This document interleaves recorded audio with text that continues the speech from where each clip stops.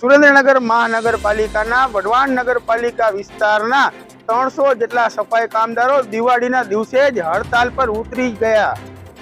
દિવાળીના દિવસે જ સુરેન્દ્રનગર મહાનગરપાલિકાના 300 થી વધુ સફાઈ કામદારો હડતાલ પર ઉતરી ગયા છે।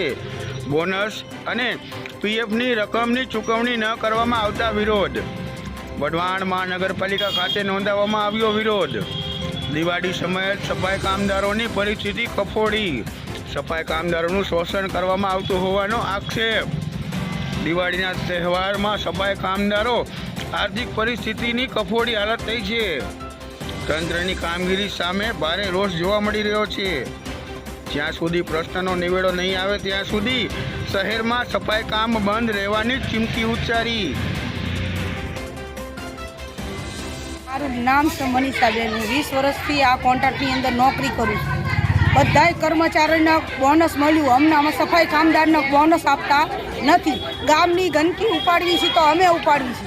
આજે આ બધાને ખુડચિયું મળ્યું હોય તો અમારા પ્રતાપસિંહ ખુડચિયું પર બેસી શકે, છતાંય પણ અમને કોઈ કર્મચારીને બોનસ આપ્યું નથી। અમને સફાઈ કામદારને જ નથી મળી, બાકી બીજા બધાને બોનસ મળેલું।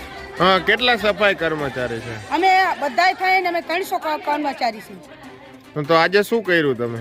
અમે હડતાલ એ માટે થઈને પાડી છે કે અમને અમારો હક મળવો જોઈએ।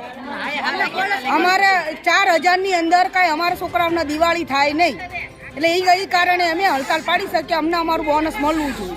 બધે મોદી સરકારે જાહેર કરેલું છે, છાપામાં મોબાઈલમાં બધે જાહેર કરેલું છે, ટીવીમાં કે કર્મચારીને બોનસનો હકનું દેવું પડે। અમે 20 વર્ષના કર્મચારી છીએ, છતાંય અમને બોનસ મળતું નથી।